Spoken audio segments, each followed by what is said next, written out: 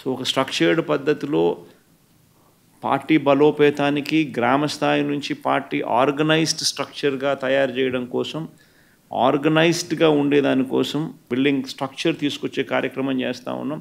ఆ దిశగా అడుగులు సీరియస్గా వేస్తూ ఉన్నాం. ఇప్పటికీ 4 నెలలు అయిపోయింది. ఇప్పటికే ప్రభుత్వం మీద వ్యతిరేకత గమనిస్తూనే ఉన్నాం.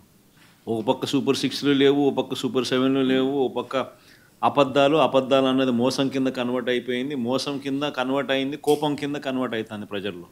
అన్ని విషయాలలోనూ ఈ ప్రభుత్వం పూర్తిగా అన్ని రకాలుగాను ఇదే రకమైన కొలాప్స్ అయ్యే పరిస్థితులకే పాలన ఉంది. స్కూళ్ళు పోయినాయి, ఫీజు రీయింబర్స్మెంట్లు పోయినాయి, హాస్పిటళ్ళు పోయినాయి, ఆరోగ్యశ్రీలు పోయినాయి, ఆరోగ్య ఆశ్రయాలు పోయినాయి, డోర్ డెలివరీ పోయింది, జన్మభూమి కమిటీలు వచ్చినాయి. సో ఎన్ని కనిపిస్తూ ఉన్నాయండి. చదువులు లేవు, చదువులు పోయినాయి, వ్యవసాయం పోయింది, పెట్టుబడి సాయం పోయింది, ఫ్రీ ఇన్సూరెన్స్ పోయింది, ఆర్బీకేలు పోయినాయి, అన్నీ పోయినాయి.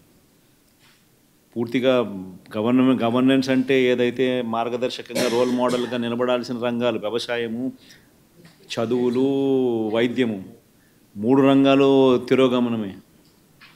గవర్నెన్స్ అనేది లేదు. ఇష్టం వచ్చినట్టుగా దొంగ కేసులు పెట్టి రెడ్ బుక్ పరిపాలనతో దొంగ కేసులను ప్రోత్సహిస్తూ ఉన్నారు. గవర్నెన్స్ అనేది పూర్తిగా పోయింది. లా అండ్ ఆర్డర్ ఎక్కడా లేదు. డోర్ డెలివరీ అనేది గాలికి ఎగిరిపోయింది.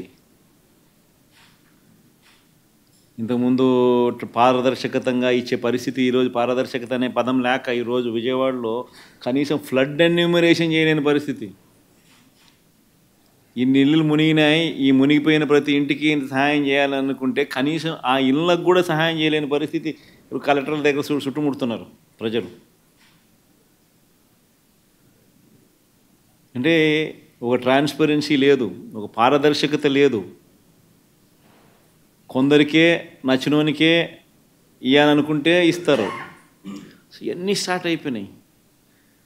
4 నెలలకే ప్రభుత్వం మీద వ్యతిరేకత అన్నది తారాస్థాయికి వెళ్ళిపోయి, తారాస్థాయికి వెళ్ళిపోయిందనంటే వాళ్ళకు కూడా అది అర్థమయ్యి టాపిక్లు డైవర్ట్ చేసేందుకు కొత్త టాపిక్లు తీసుకొస్తూ ఉన్నారు.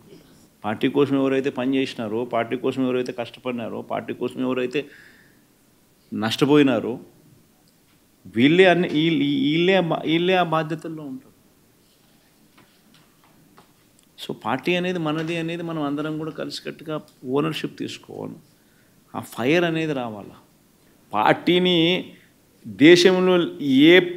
దేశంలో ఏ పార్టీ లేనంత ఇంత బలంగా ఈ పార్టీని చేయాలని చెప్పి దృఢ సంకల్పంతో నిర్ణయం తీసుకొని అడుగులు వేస్తాను కదా నేను. అందుకని అడుగులు వేస్తాను. కేవలం ఎన్నికలు అయిపోయి 4 నెలలు కూడా కాల, 4 నెలలు అయింది. 4 నెలల్లోనే ఇంతగా నేను మిమ్మల్ని పిలిచి, మిమ్మల్ని మోటివేట్ చేసి, జిల్లా అధ్యక్షులను నియమించి, కొత్తలను వాళ్ళను మోటివేట్ చేసి, ఈ స్ట్రక్చర్ మళ్ళీ తీసుకొని రావాలని చెప్పి, ఇంత ఆర్గనైజ్డ్గా చేయాలని చెప్పి ఇంత మోటివేట్ ఎందుకు చేస్తూ ఉన్నానంటే కేవలం అదే, ఆ ఫైరే. ఎట్టి పరిస్థితుల్లోనూ this party should become the strongest party in the country. కొన్ని లక్షల మంది మనల్ని ప్రేమించిన కార్యకర్తలు, కోట్ల మంది మనకు అభిమానించే ఓటర్సు, ఇంతమంది అభిమానస్తులు మనకు ఉన్నారు. వీళ్ళందరి కోసం మనం నిలబడాల్సిన అవసరం ఉంది. వీళ్ళందరికీ మంచి చేయాలని అంటే మనం ఆ సీట్లో ఉండగలిగితేనే మంచి చేయగలుగుతాం. దానికోసం అని చెప్పి మనం గట్టిగా యుద్ధం చేయాల్సి వస్తూ ఉంది. ఖచ్చితంగా గుర్తుపెట్టుకుంటాం.